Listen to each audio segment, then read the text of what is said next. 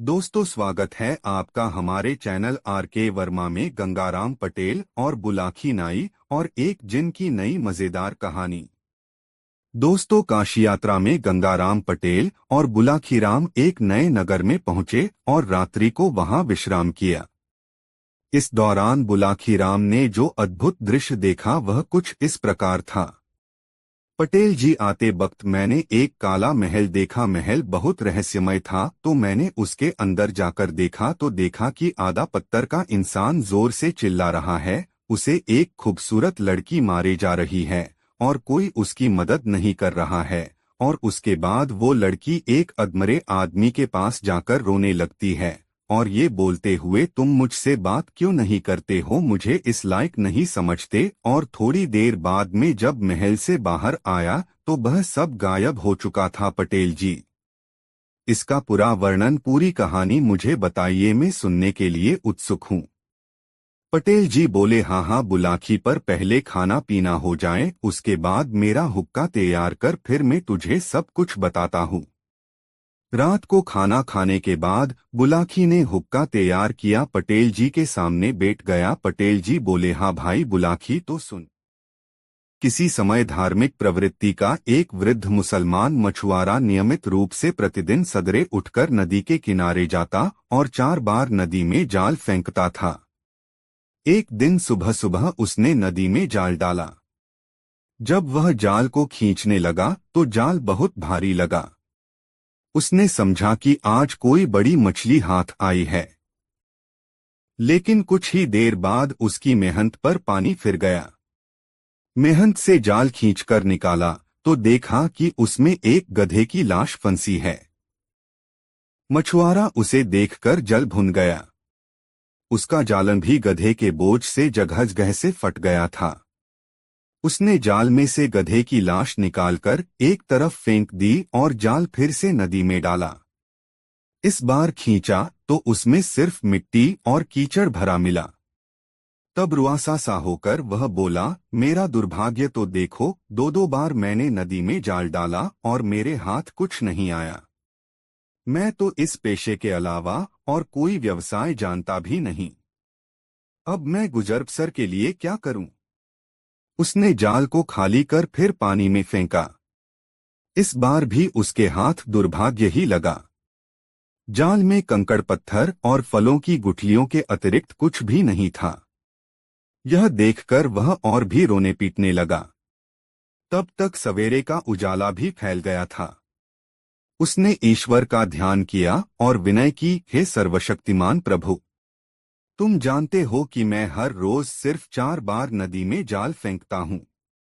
आज 3 बार फेंक चुका हूँ और कुछ हाथ नहीं आया। मेरी सारी मेहनत बेकार गई।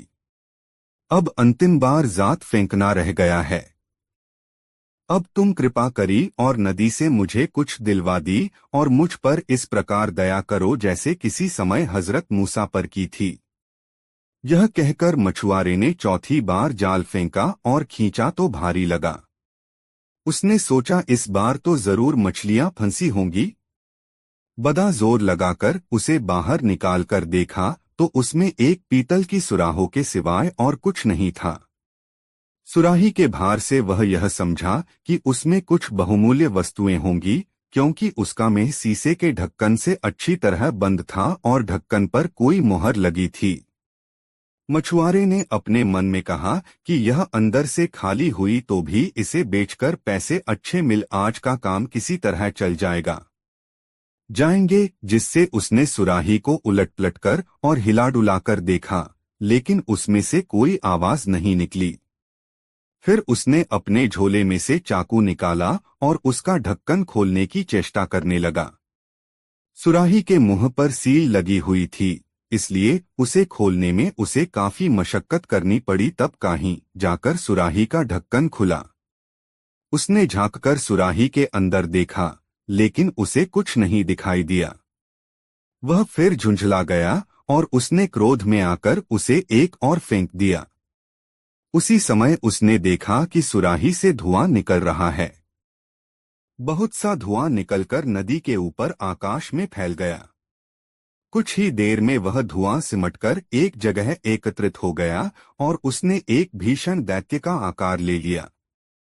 मछुआरा घबराकर भागने को हुआ, लेकिन उसने सुना कि दैत्य हाथ उठाकर कुछ कह रहा है। ऐ सुलेमान, मेरा अपराध क्षमा कर दो। मैं कभी आपकी आज्ञा का उल्लंघन नहीं करूंगा। मछुआरा यह सुनकर अपना डर भूल गया और बोला, अरे भूत, यह तू क्या बक रहा है? सुलेमान को मरे 1800 वर्ष से अधिक समय हो गया है। तू कौन है? मुझे बता, और यह भी बता कि तू इस सुराही में किस प्रकार बंद हो गया। जिन ने उसे घृणापूर्वक देखकर कहा, तू बड़ा बदतमीज है, मुझे भूत कहता है। मछुआरा बिगड़कर बोला, और कौन है तू? तुझे भूत न कहूं तो क्या कहूं? जिन ने कहा, तेरे मरने में अब अधिक समय नहीं है, मैं तुझे शीघ्र ही मार डालूंगा। मछुआरा घबराकर बोला, तू मेरी हत्या क्यों करना चाहता है? क्या तू इस बात को भूल गया कि मैंने ही तुझे सुराही के बंधन से छुड़ाया है? जिन बोला, मुझे भली प्रकार ज्ञात है कि तूने ही सुराही खोली है, लेकिन इस बात से तेरी जान नहीं बच सकती। हाँ, मैं तेरे साथ एक रियायत करूंगा। मैं तुझे यह निर्णय करने का अधिकार दूंगा कि तू कैसी मौत मरना चाहेगा। मछुआरे ने कहा, तेरे हृदय में जरा भी न्यायप्रियता नहीं है। मैंने तेरा क्या बिगाड़ा है जो तू मुझे मारना चाहता है? क्या मेरे एहसान का बदला तू मुझे बिना वजह मारकर देना चाहता है? जिन बोला, बिना वजह नहीं मार रहा। मैं तुझे बताता हूं कि तुझे मारने का क्या कारण है। तू ध्यान देकर सुन। मैं उन जिनों में से हूं जो नास्तिक थे। अन्य जिन मानते थे कि हजरत सुलेमान पैगंबर हैं, इसलिए उनकी आज्ञाओं का पालन करते थे। सिर्फ मैं और एक दूसरा दैत्य, जिसका नाम साकर था, सुलेमान को आज्ञा से विमुख हुए। बादशाह सुलेमान ने क्रुद्ध होकर अपने प्रमुख मंत्री आसिफ बिन वरहिया को आदेश दिया कि मुझे पकड़कर उसके सामने पेश करे। मंत्री ने मुझे पकड़कर उसके सामने खड़ा कर दिया। सुलेमान ने मुझसे कहा कि तू मुसलमान होकर मुझे पैगंबर मान और मेरी आज्ञाओं का पालन कर।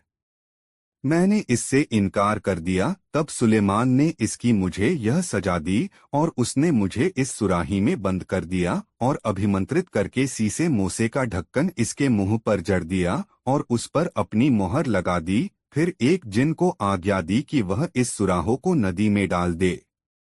तब वह मुझे नदी में डाल गया। उस समय मैंने प्रण किया कि 100 वर्षों के अंदर जो आदमी मुझे निकालेगा, उसे मैं इतना धन दे दूंगा कि वह आजीवन सुख से रहे और उसके मरने के बाद भी बहुत सा धन उसके वारिसों के लिए रह जाए। इस अवधि में मुझे किसी ने नहीं निकाला। फिर मैंने प्रतिज्ञा की कि अब 100 वर्ष के अंदर जो मुझे आजाद करेगा, उसे मैं सारे संसार के खजाने दिलवा दूंगा। फिर भी किसी ने मुझे न निकाला। फिर मैंने प्रतिज्ञा की कि 100 वर्षों की तीसरी अवधि में जो मुझे आजाद करेगा, उसे मैं बहुत बड़ा बादशाह बना दूंगा और हर रोज उसके पास जाकर उसकी 3 इच्छाएं पूरी करूंगा। जब इस तीसरी अवधि में भी किसी ने मुझे नहीं निकाला तो मुझे बहुत क्रोध आया और उसी अवस्था में मैंने प्रण किया कि जो मुझे अब बाहर निकालेगा, मैं अत्यंत क्रूरतापूर्वक उसके प्राण ले लूंगा। हाँ, उसके साथ इतनी रियायत करूंगा कि वह जिस प्रकार से मरना चाहेगा, मैं उसे उसी प्रकार से मारूंगा। अब चूंकि तूने मेरी इस प्रतिज्ञा के बाद मुझे निकाला है, इसलिए अब तू बता कि तुझे किस प्रकार मारूं। मछुआरा अब बहुत ही भयभीत हुआ, क्योंकि उसने देखा कि जिन उसे मारने की हठ नहीं छोड़ रहा है। अपने बीवी बच्चों को याद करके वह अत्यंत दुखी हुआ। उसने एक बार फिर जिन का क्रोध शांत करने का प्रयत्न किया और उससे अनुनयपूर्वक कहा, हे रहमदिल जिन, मैंने तो तुम्हारे साथ इतनी भलाई की है, तुम इसके बदले मुझ पर दया भी नहीं कर सकते। जिन बोला, इसी भलाई करने के कारण तो तेरी जान जा रही है। मछुआरे ने अंत में अपने बचाव का एक उपाय सोचा। वह जिन से बोला, अच्छा, अब मैं समझ गया कि तुम्हारे हाथ से मेरी जान नहीं बच सकती। यदि खुदा की यही मर्जी है तो मैं उसे खुशी खुशी कबूल करता हूँ। लेकिन मैं तुझे उसी पवित्र नाम की, जिसे सुलेमान ने अपनी मोहर में खुदवाया था, सौगंध देकर कहता हूँ कि जब तक मैं अपने मरने का तरीका सोचकर तय करूँ, तुम मेरे एक प्रश्न का उत्तर दो। जिन इतनी बड़ी सौगंध से निरुपाय हो गया और कांपने सा लगा। उसने कहा, पूछ, क्या पूछना चाहता है? मैं तेरे प्रश्न का उत्तर दूंगा। मछुआरे ने कहा, मुझे तेरी किसी बात का विश्वास नहीं होता। तू इतना विशालकाय प्राणी है, इतनी छोटी सी सुराही में कैसे समा गया? तू झूठ बोलता है। जिन बोला, जिस पवित्र नाम की सौगंध तूने मुझे दिलाई है, मैं उसको साक्षी मानकर कहता हूँ कि मैं उसी सुराहों में था। मछुआरे ने कहा, मुझे अब भी विश्वास नहीं है कि तू सच कहता है। इस सुराही में तो तेरा एक पाँव भी नहीं आएगा। तू पूरा का पूरा किस प्रकार इसमें समा गया? जिन ने कहा, क्या मेरे द्वारा इतनी बड़ी सौगंध खाने के बाद भी तुझे विश्वास नहीं? मछुआरा बोला, तेरे कसम खाने से क्या होता है?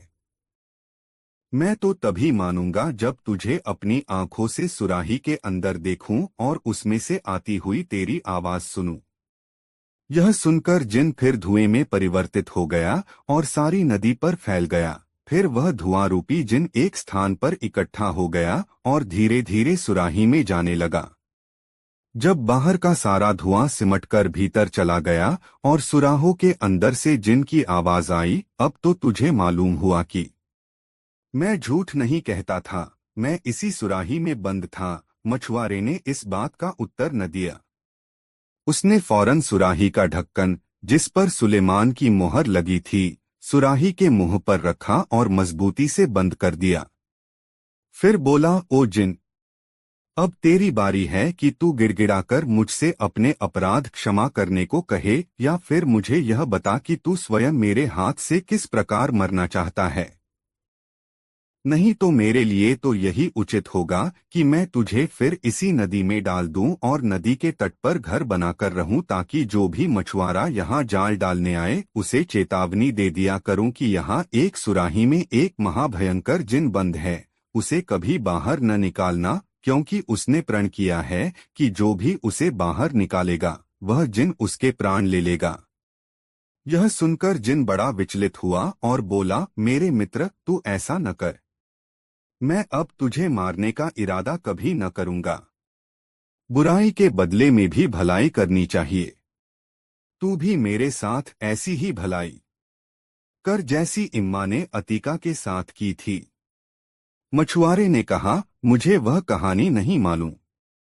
जिन बोला, यदि तू यह कहानी सुनना चाहे तो मुझे बंधन मुक्त कर, क्योंकि सुराही में अच्छी तरह नहीं बोल पाऊंगा। मुझे मुक्त करे तो यही नहीं, और भी बहुत अच्छी कथाएं सुनाऊंगा। जिन के बार बार गिड़गिड़ाने से द्रवित होकर ज्यों ही मछुआरे ने सुराही का ढक्कन खोला, उसमें से धुआं निकला और नदी पर फैल गया। कुछ देर में उसने जिन का रूप धारण कर लिया। जिन ने ठोकर मारकर सुराही को नदी में डुबा दिया। मछुआरा यह देखकर बहुत डरा और बोला, हे जिन, यह तूने क्या किया? क्या तू अपने वचन पर स्थिर नहीं रहना चाहता? मछुआरे के भयभीत होने पर जिन हंसकर बोला, तू डर मत। अपना जाल उठा और मेरे पीछे पीछे आ। वे दोनों वहां से चल पड़े और एक वन के अंदर से गुजरकर एक पहाड़ की चोटी पर चढ़ गए। फिर वहां से उतरकर एक लंबे चौड़े महल में गए। उस महल में एक तालाब दिखाई दिया, जिसके चारों ओर टीले थे। तालाब के पास पहुंचकर जिन ने मछुआरे से कहा, तू इस तालाब में जाल डाल और मछलियां पकड़। महुआरा खुश हो गया, क्योंकि तालाब में बहुत सी मछलियां थीं।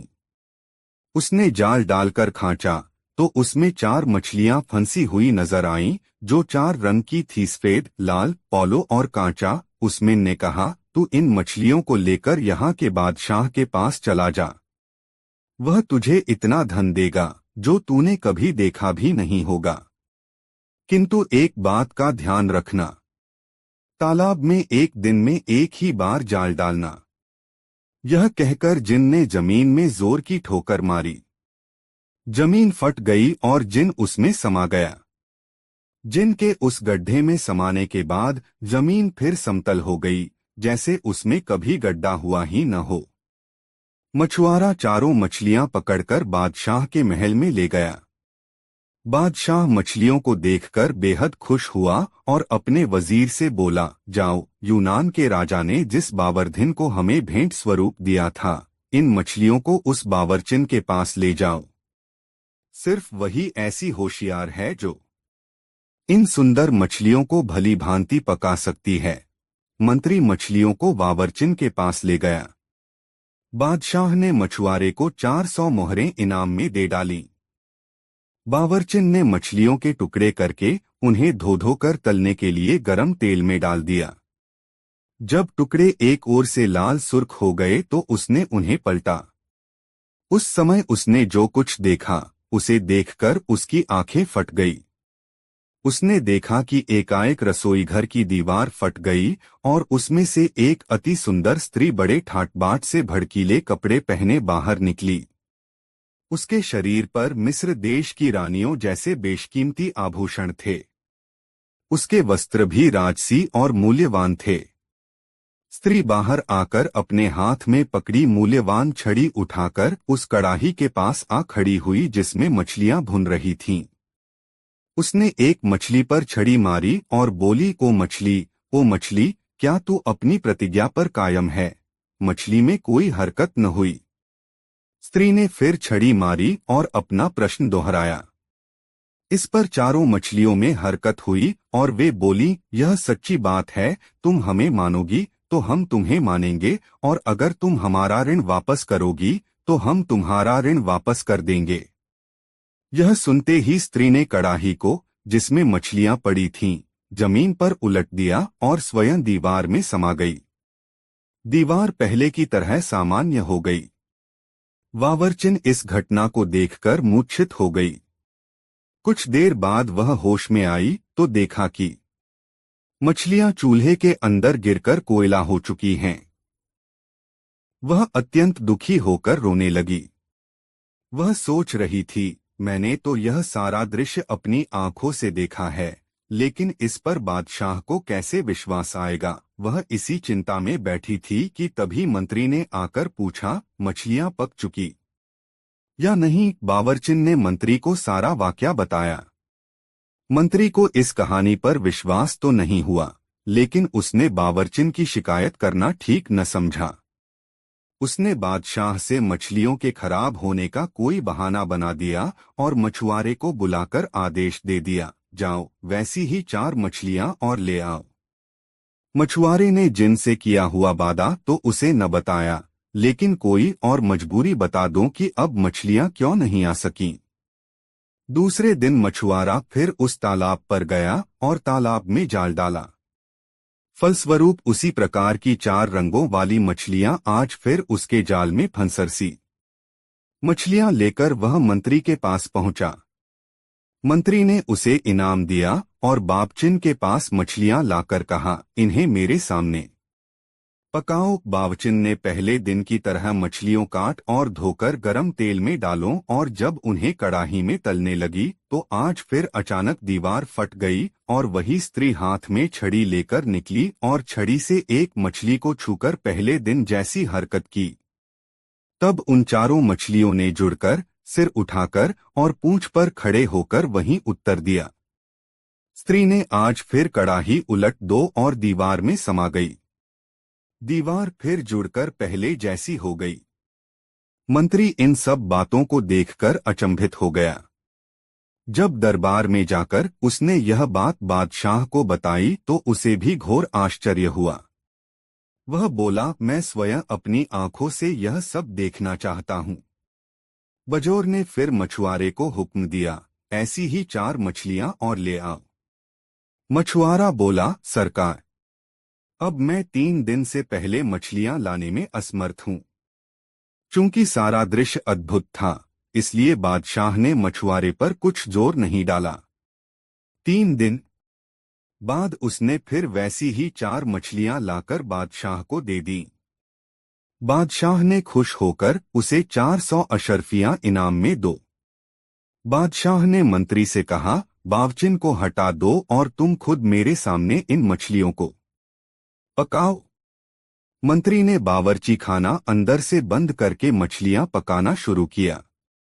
जब एक ओर से लाल होने पर मछलियों को पलटा गया तो एक बार फिर दीवार फट गई, किंतु इस बार उसमें से वह सुंदरी नहीं निकली, बल्कि गुलामों जैसे कपड़े पहने हाथ में एक छड़ी लिए एक हबशी निकला। हबशी ने बड़े कठोर और भयावह स्वर में पूछा, मछलियों मछलियों, क्या तुम अपने वचन पर अब भी स्थिर हो? मछलियां अपने सिरों को उठाकर बोली, हम उसी बात पर स्थिर हैं। हबशी ने कड़ाही उलट दी और स्वयं दीवार के रिक्त स्थान में घुस गया। दीवार देखते ही देखते पहले की तरह जुड़ गई। बादशाह ने मंत्री से कहा, वह अद्भुत घटना मैंने स्वयं देखी है, वरना मैं इस पर विश्वास न करता। ये मछलियां भी साधारण नहीं हैं। मैं इस रहस्य को जानने के लिए बड़ा उत्सुक हूँ। यह कहकर उसने मछुआरे को फिर बुलवाया और उससे पूछा, तू ये रंगीन मछलियां कहाँ से लाया था? मछुआरे ने बताया कि मैंने उन्हें उस तालाब से पकड़ा है जिसके चारों ओर टीले हैं। बादशाह ने मंत्री से पूछा, तुम्हें मालूम है कि वह तालाब कहाँ है? मंत्री ने कहा, हुजूर, मैं 60 वर्ष से उस ओर शिकार खेलने जाता हूँ, लेकिन मैंने तो आज तक तालाब न देखा है और न ही सुना। ऐसा अब बादशाह ने मछुआरे से पूछा, तालाब कितनी दूर है और क्या तू मुझे वहां ले जा सकता है? मछुआरे ने कहा, वह तालाब यहाँ से 3 घड़ी के रास्ते पर है और मैं आपको जरूर वहां ले जाऊंगा। उस समय दिन छिपने में थोड़ा ही समय रह गया था, किंतु बादशाह को ऐसी उत्सुकता थी कि उसने अपने दरबारियों और रक्षकों को शीघ्र ही तैयार होने की आज्ञा दी। फिर वह मछुआरे के पीछे पीछे हो लिया और उसके बताए हुए पहाड़ पर चढ़ गया। जब पहाड़ के दूसरी ओर उतरा तो वहां बड़ा विशाल वन दिखाई दिया। यह वन पहले किसी ने नहीं देखा था। फिर बादशाह और उसके साथियों ने वह वन भी पार किया और सब लोग उस तालाब के किनारे पहुंच गए जिसके चारों ओर टीले थे। उस तालाब का पानी अत्यंत निर्मल था और जिन 4 रंगों की मछलियां उस मछुआरे से मिलती थीं, वैसी अनगिनत मछलियां उस तालाब में तैर रही थीं। उसने अपने दरबारियों और सरदारों से पूछा, क्या तुम लोगों ने पहले भी इस तालाब को देखा है? उन सबने बताया, जहांपनाह, देखना तो दूर, हमने तो कभी इस तालाब के विषय में सुना तक नहीं। बादशाह सोच में पड़ गया और अंत में बोला, जब तक मैं इस तालाब और इसकी रंगीन मछलियों का रहस्य अच्छी तरह समझ नहीं लूंगा, यहाँ से नहीं जाऊंगा। तुम सब लोग भी यहाँ डेरा डाल लो। उसकी आज्ञानुसार दरबारियों और रक्षकों के डेरे तालाब के चारों ओर पड़ गए। रात होने पर उसने मंत्री को अपने डेरे पर बुलाया और कहा, मैं इस भेद को जानने के लिए अति उत्सुक हूँ कि उस बावर्ची खाने में हबशी कैसे आया और उसने मछलियों से कैसे बात की।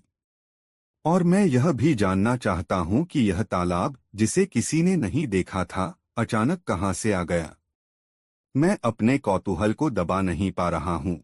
मैंने सोचा है कि मैं अकेले ही इस रहस्य का पर्दाफाश करूं। मैं अकेला जा रहा हूं, तुम यहीं रहो। प्रातःकाल जब दरबारी यहाँ पर आएं, तो उनसे कह देना कि बादशाह कुछ बीमार हो गए हैं और कुछ दिन यहीं पर शांतिपूर्वक रहना चाहते हैं। यह कहकर सारे दरबारियों और रक्षकों को राजधानी वापस भेज देना और तुम इस डेरे में अकेले ही उस समय तक प्रतीक्षा करना जब तक कि मैं लौट न आऊं। बादशाह की बात सुनकर मंत्री सत्ते में आ गया। यह क्या पागलपन था। उसने बादशाह को बहुत समझाया, जहांपना, आप यह न करें। इस काम में बड़ा खतरा है। यह भी संभव है कि इतना सब करने के बाद भी आपको कोई रहस्य ज्ञात न हो पाए। फिर बेकार में क्यों इतना कष्ट उठा रहे हैं और इतना खतरा मोल ले रहे हैं। मगर बादशाह पर उसके समझाने बुझाने का कोई असर नहीं हुआ। उसने बादशाही पोशाक उतारी और एक साधारण सैनिक के वस्त्र पहन लिए। जब सब लोग गहरी नींद में सोए हुए थे, वह तलवार लेकर अपने खेमे से निकला और एक ओर चलता हुआ एक पहाड़ पर चढ़ गया। कुछ ही देर में वह उसकी चोटी पर पहुंचकर दूसरी ओर उतर गया। आगे उसे एक गहनवर दिखाई दिया। वह उसी के अंदर दाखिल हो गया। कुछ दूर जाने पर सवेरा हो गया। कुछ और दूर जाते पर उसे एक सुंदर महल दिखाई दिया। महल देखकर वह बड़ा प्रसन्न हुआ और उसे आशा बंधी कि उसे इस जगह से तालाब के रहस्य का कुछ पता चलेगा। महल के निकट पहुंचकर उसने देखा कि वह बहुत विशाल है और काले पत्थरों का बना है। उसकी दीवारों पर साफ किए हुए इस्पाती पत्थर जड़े थे, जो दर्पण की भांति चमकते थे। बादशाह को विश्वास हो गया कि यहाँ उसे मनोवांछित सूचना अवश्य मिलेगी। वह बहुत देर तक दूर खड़ा महल की शोभा निहारता रहा, फिर उसके पास चला गया। उसने देखा कि महल का द्वार खुला है, फिर भी शिष्टता के नाते उसने ताली बजाई कि उसकी आवाज सुनकर शायद कोई अंदर से बाहर आए। जब कोई नहीं आया तो यह सोचकर उसने सांकल को खड़खड़ाया कि शायद उसकी ताली की आवाज अंदर तक नहीं पहुंची होगी। सांकल खड़खड़ाने पर भी जब कोई नहीं निकला तो बादशाह को क्रोध आ गया कि कैसे अशिष्ट लोग यहाँ रहते हैं, जो बुलाने पर भी आकर नहीं पूछते। वह अंदर गया और ड्योढ़ी में पहुंचकर जोर से बोला, क्या अंदर कोई है जो एक अतिथि के रहने के लिए थोड़ा सा स्थान दे दे। इस बार भी उसे कोई उत्तर न मिला तो उसके आश्चर्य का ठिकाना न रहा। ड्योढ़ी से आगे बढ़कर वह महल में घुसा तो देखा कि अंदर से वह महल और भी लंबा चौड़ा है, किंतु उसके अंदर कोई है नहीं। इसके अलावा उस विशाल महल में 3 बाग थे, जिनमें बड़ी सुघड़ता के साथ भांति भांति के सुगंधित फूलों और उत्तम फलों के पेड़ लगे थे। बागों में हर चीज ऐसी तरतीब से लगी थी कि उन्हें देखकर दुखी मनुष्य भी आनंद से भर जाएं। वृक्षों पर नाना प्रकार के सुंदर पक्षी कलरव कर रहे थे। वह पक्षी उन्हीं वृक्षों पर रहते थे, उड़कर नहीं जा सकते थे क्योंकि वृक्षों के ऊपर जाल पड़े हुए थे। बादशाह एक कमरे से दूसरे कमरे और एक बाग से दूसरे बाग में घूम घूमकर हर वस्तु को देखकर आनंदित होता रहा। घूमते घूमते जब वह थक गया तो एक कक्ष में बैठकर आराम करने लगा और सामने वाले बाग की शोभा देखने लगा। इतने में उसे एक कातर कराह सुनाई दी, जैसे कोई बड़े दुख से कराह रहा हो। उसने सांस रोककर उस स्वर को सुना तो मालूम हुआ कि कोई मनुष्य रो रोकर अपनी करुण व्यथा का बखान करते हुए अपने दुर्भाग्य को कोस रहा है। बादशाह उठकर उस कक्ष तक गया जिसमें से यह आवाज आ रही थी। फिर पर्दा उठाकर उसने देखा कि एक नवयुवक सिंहासन जैसे किसी ऊंचे तख्त पर राजसी वस्त्र पहने बैठा है और करुण स्वर में विलाप कर रहा है। बादशाह ने उसके निकट जाकर इसका कारण पूछा तो युवक बोला, मुझे क्षमा कीजिए, मैं उठकर आपका स्वागत करने में असमर्थ हूँ। दोस्तों, वीडियो को एक लाइक जरूर कर दे। बादशाह ने कहा, मैं आपके शौलवान व्यवहार से बड़ा प्रभावित हुआ हूँ। वास्तव में ऐसा कोई कारण होगा कि आप उठ न सके, किंतु आपके दुख को देखकर मुझे भी बेहद दुख हुआ है। आप मुझे बताइए कि मैं आपका कर किस प्रकार दूर कर सकता हूँ। तालाब का रहस्य क्या है और उसको मछलियाँ कौन हैं? यह सुनकर वह युवक फिर रोने लगा और बोला, मेरा हाल सुनने के पहले यह देख लीजिए। यह कहकर उसने अपना कपड़ा उठाया तो बादशाह ने देखा कि वह नाभि से ऊपर तो जीवित मनुष्य है और नीचे काले पत्थर का बना हुआ है। यह देखकर राजा की आंखें फटी की फटी रह गई और वह बोला, मुझे तो यहाँ की प्रत्येक वस्तु देखकर आश्चर्य और उत्सुकता बहुत बढ़ गई है। अल्लाह के वास्ते तफसील से अपना हाल बताइए। मुझे विश्वास हो रहा है कि तालाब को रंग बिरंगी मछलियों के रहस्य का भी आपसे ही संबंध है। आप मुझे अपनी दास्तान सुनाइए। कहते हैं कि दूसरे को अपना दुख सुनाने से आदमी का कुछ दुख तो दूर होता हो है। युवक ने कहा, मुझे अपनी दशा के वर्णन से भी बड़ा कष्ट होता है, किंतु आपका आग्रह है इसलिए कहता हूँ। फिर वह युवक बादशाह को अपनी आप बीती सुनाने लगा। मेरे पिता का नाम महमूद शाह था। वे काले द्वीपों के बादशाह थे। वे काले द्वीप 4 विख्यात पर्वत हैं। उनकी राजधानी उसी स्थान पर थी जहां वह रंगीन मछलियों वाला तालाब है। 70 वर्ष की उम्र में मेरे पिता का देहांत हो गया और उनकी जगह में राजसिंहासन पर बैठा। मैंने अपने चाचा की बेटी के साथ विवाह किया। मैं उसे बहुत चाहता था, वह भी मुझे बहुत चाहती थी। 5 वर्ष तक हम लोग सुखपूर्वक रहते रहे। 5 साल बाद धीरे धीरे मुझे एहसास होने लगा कि उसका मेरे प्रति पहले जैसा प्रेम नहीं है।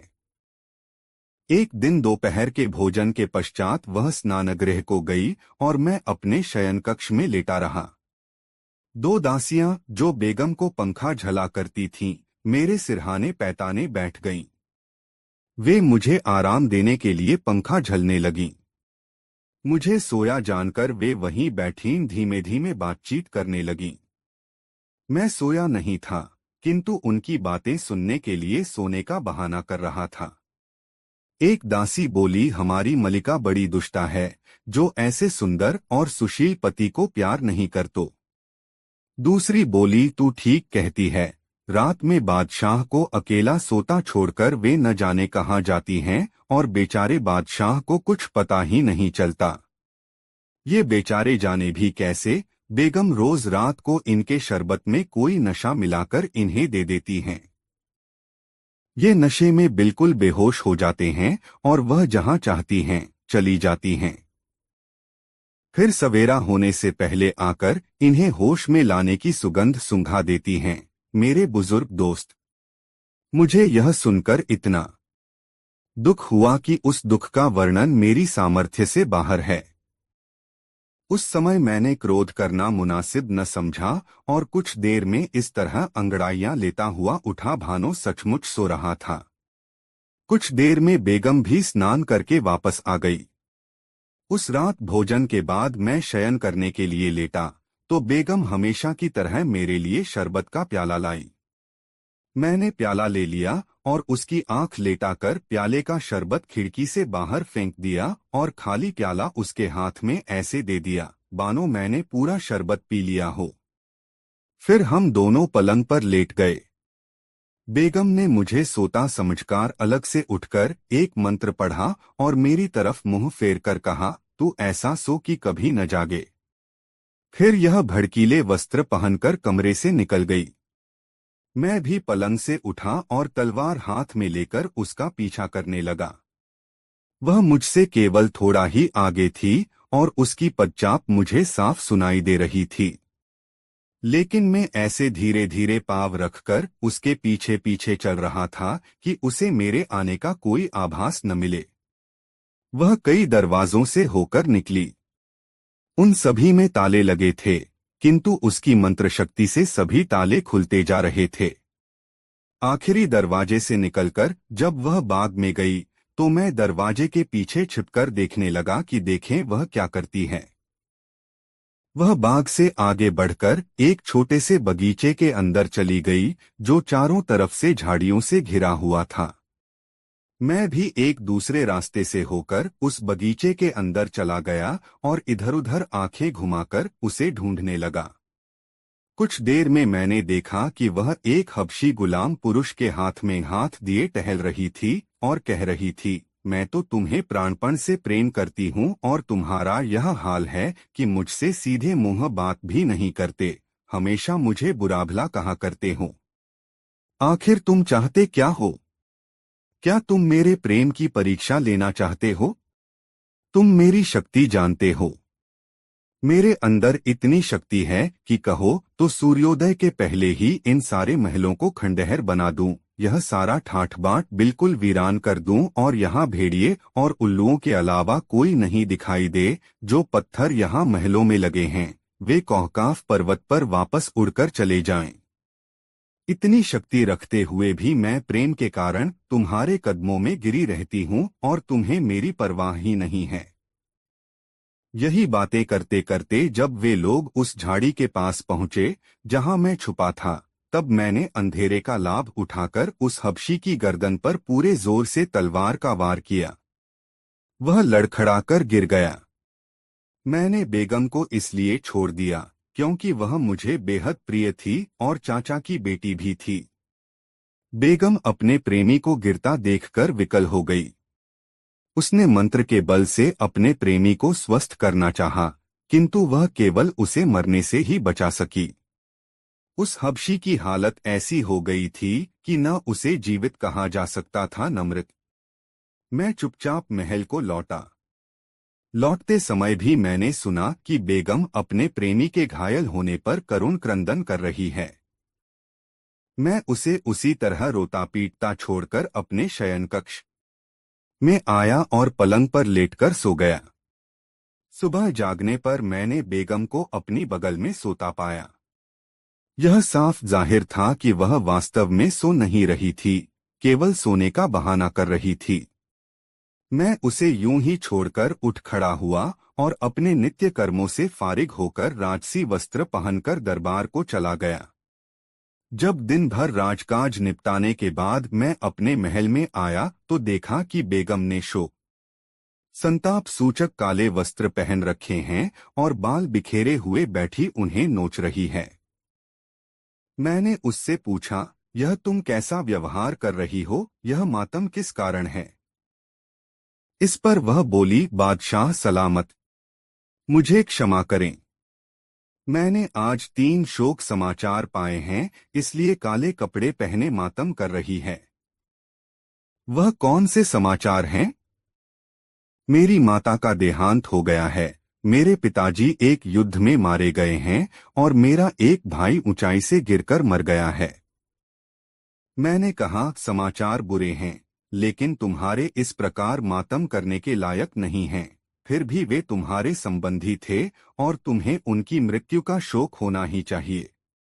इसके बाद वह कमरे से चली गई और मुझसे अलग होकर उसी प्रकार रोती पीटती रही। मैं उसके दुख का कारण जानता था, इसलिए मैंने उसे समझाने बुझाने की चेष्टा भी न की। 1 वर्ष तक यही हाल रहा। फिर एक दिन उसने कहा, मुझसे दुख नहीं सहा जाता, मैं एक मकबरा बनवाकर उसमें रात दिन रहना चाहती हूँ। मैंने उसे ऐसा करने की अनुमति भी दे दी।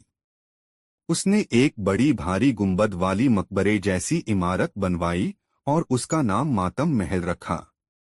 जब वह बन चुका तो उसने अपने घायल प्रेमी हबशी को वहां लाकर रखा और स्वयं भी दहा रहने लगी। वह दिन में एक बार उसे कोई दवा खिलाती और जादू मंत्र भी करती थी। फिर भी उसे ऐसा प्राणघातक घाव लगा था कि औषधि और मंत्रों के बल पर सिर्फ उसकी सांसें ही अटकी हुई थीं। वह न चल पाता था, न बोल पाता था, सिर्फ बेगम की ओर टुकुर टुकुर देखा करता था। बेगम के प्रेम को जीवित रखने के लिए इतना ही काफी था। वह उससे घंटों प्रेम की बातें करके अपने दिल को तमल्ली दिया करती थी। मैं जानता था कि वह क्या करती है, फिर भी मैं उसके सारे क्रियाकलाप ऐसे साधारण रूप से देखता रहा जैसे मुझे कोई बात मालूम ही न हो। किंतु एक दिन में अपनी उत्सुकता नहीं रोक सका और मैंने देखना चाहा कि वह अपने प्रेमी के माथ क्या करती है।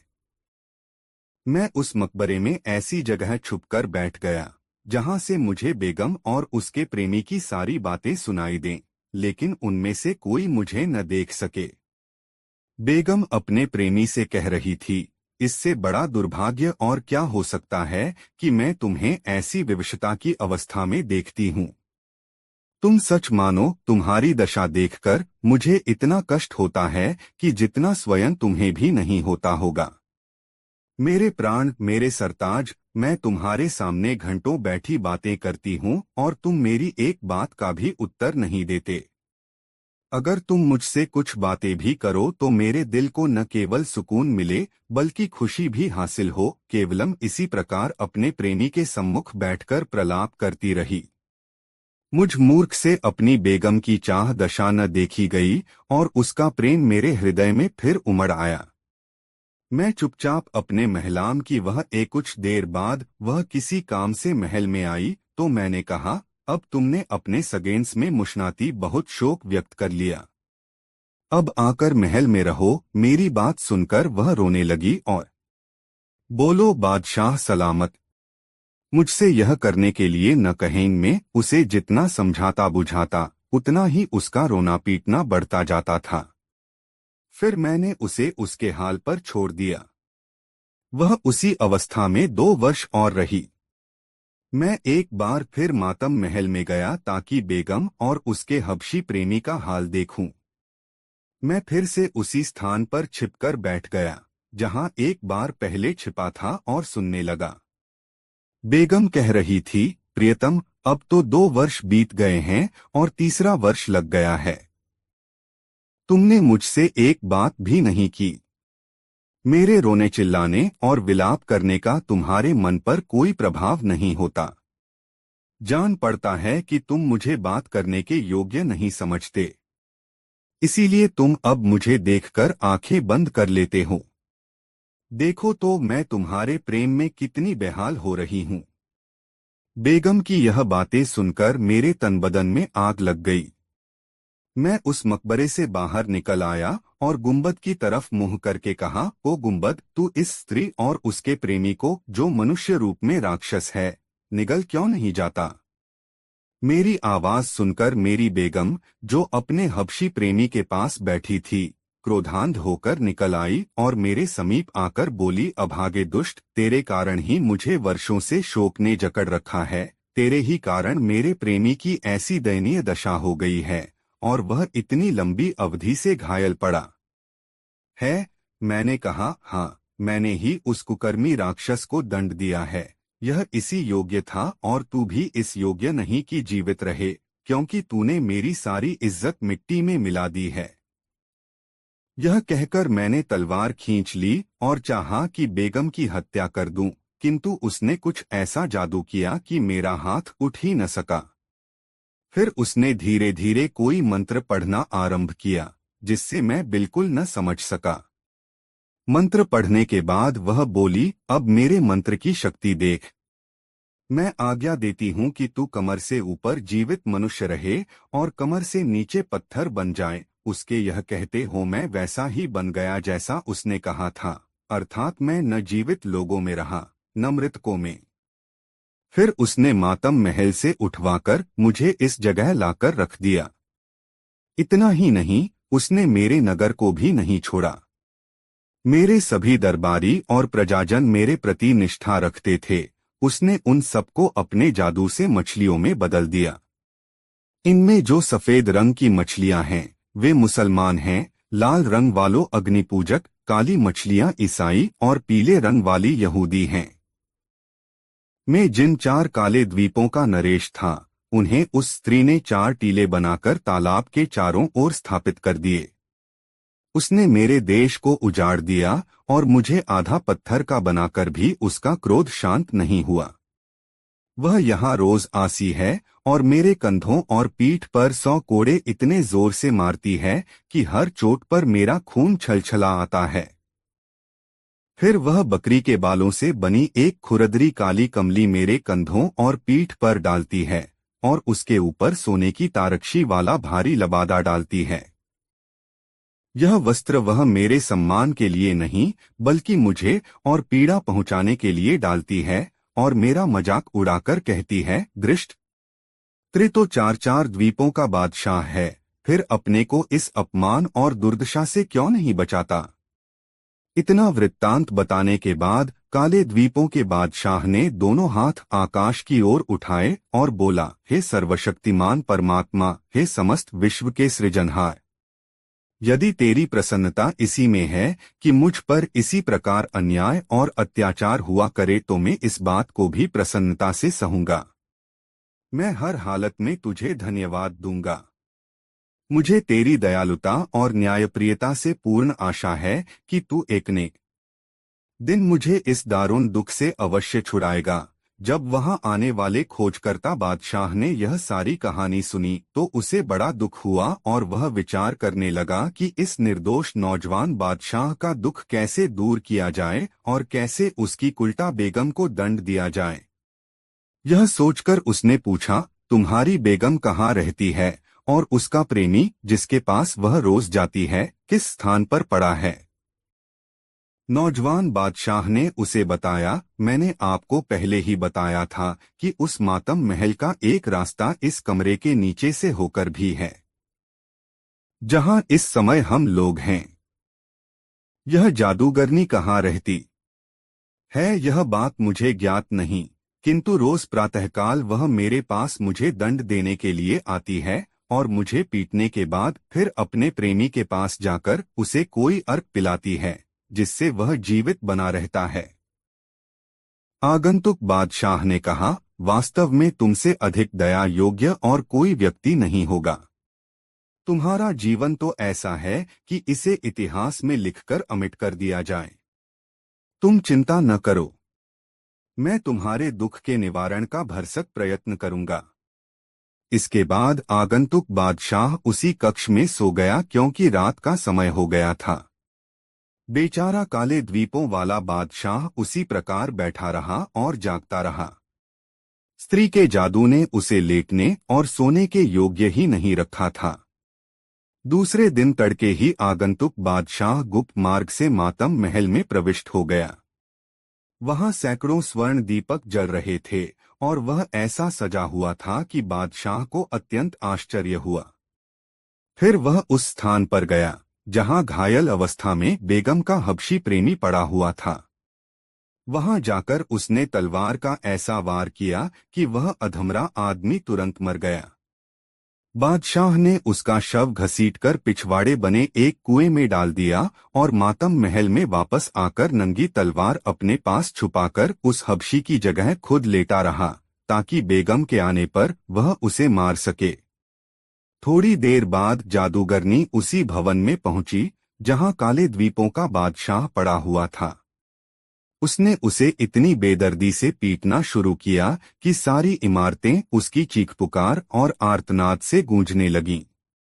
वह दीदी से पीटना शुरू किया और दया करने की प्रार्थना करता रहा, किंतु उस दुष्टश का हाथ 100 कोड़े मारे बगैर ककारा। इसके बाद सदा की भांति उस पर खुरदरी कमली और उसके ऊपर जरी का भारी लबादा डालक का मातम महल में आई और बादशाह के सम्मुख, जिसे वह अपना प्रेमी समझी थी, बैठकर विरह व्यथा कहने लगी।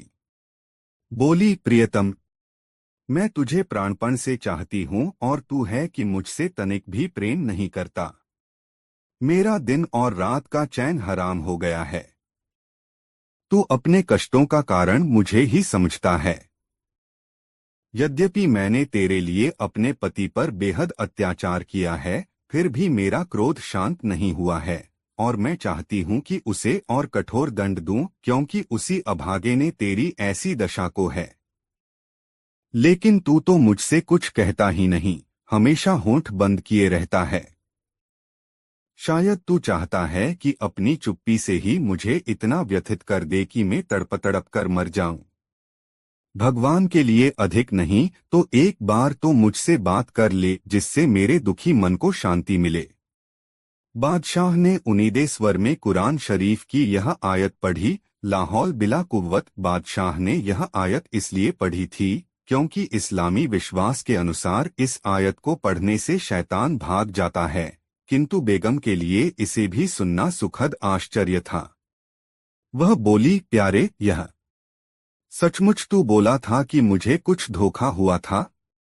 बादशाह ने हबशियों के से स्वर में घृणापूर्वक कहा, तुम इस योग्य नहीं हो कि मैं तुमसे बात करूं या तुम्हारे किसी प्रश्न का उत्तर दूं। प्राणप्रिय बेगम आश्चर्य से बोली, मुझसे ऐसा क्या अपराध हुआ है जो तुम ऐसा कह रहे हो? बादशाह ने कहा, तुम बहुत जिद्दी हो, किसी की नहीं सुनती, इसलिए मैंने कुछ नहीं कहा। अब पूछती हो तो कहता हूं। तुम्हारे पति के रात दिन चिल्लाने से मेरी नींद हराम हो गई है। अगर उसको चीख पुकार न होती तो मैं कब का अच्छा हो गया होता और खूब बातचीत कर पाता। लेकिन तूने एक तो उसे आधा पत्थर का बना दिया है और फिर उसे रोज इतना मारा भी कि वह कभी सो नहीं पाता और रात दिन रोया और कराहा करता है और मुझे सोने नहीं देता।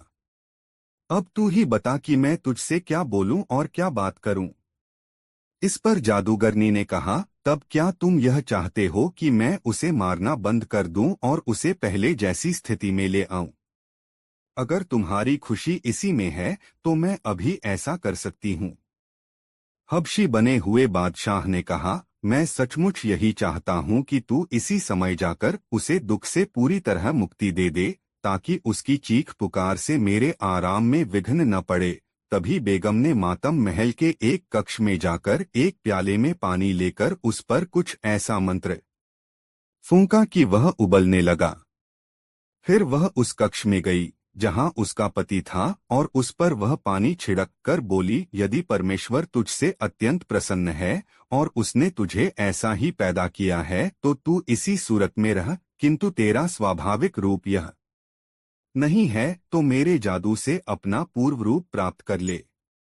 और फिर तू यदि खैरियत चाहता है तो फौरन यहाँ से भाग जा, फिर कभी यहाँ आया तो जान से मार दूंगी। बेगम के जाते ही वह नौजवान बादशाह तत्काल ठीक हो गया और चुपचाप वहाँ से निकल गया।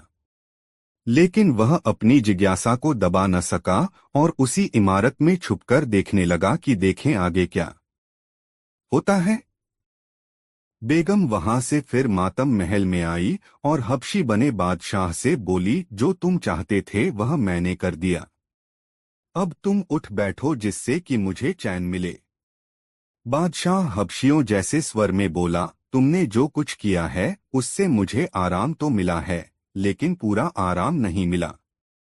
तुम्हारा अत्याचार अभी पूरी तरह से दूर नहीं हुआ है और मेरा चैन अभी पूरा नहीं लौटा है। तुमने सारे नगर को उजाड़ रखा है और उसके निवासियों को मछली बना दिया है। हर रोज आधी रात को सारी मछलियां पानी से सिर निकालकर हम दोनों को कोसा करती हैं। इसी कारण मैं निरोग नहीं हो पाता। तुम पहले शहर और उसके निवासियों को पहले जैसा बना दो, फिर मुझसे बात करो। यह करने के बाद तुम अपनी बाह का सहारा देकर मुझे उठाना। बेगम इस बात पर भी तुरंत राजी हो गई। वह तालाब के किनारे गई और थोड़ा सा अभिमंत्रित जल उस तालाब में छिड़क दिया। इससे वे सारी मछलियां नरनारी बन गई और तालाब की जगह सड़कों, मकानों और दुकानों से भरा नगर बन गया। सब कुछ पहले जैसा बनाकर वह जादूगरनी फिर मातम महल में गई और खुशी से चहकते हुए कहने लगी, प्यारे, तुम्हारी इच्छानुसार मैंने सब कुछ पहले जैसा कर दिया ताकि तुम पूर्णतः स्वस्थ और निरोग हो जाओ। अब तुम उठो और मेरे हाथ में हाथ देकर चलो। बादशाह ने फिर हबशियों जैसे स्वर में कहा, मेरे पास आओ। वह पास आ गई। तब बादशाह बोला, और पास आओ। वह उसके बिल्कुल पास आ गई। बादशाह ने उछलकर जादूगरनी की बाहें पकड़ लीं और उसे एक क्षण भी संभलने न दिया और उस पर इतने जोर से तलवार चलाई कि उसके दो टुकड़े हो गए। बादशाह ने उसकी लाश भी उसी कुएं में डाल दी जिसमें उसने हबशी की लाश फेंकी थी। फिर बाहर निकलकर वह काले द्वीपों के बादशाह को खोजने लगा।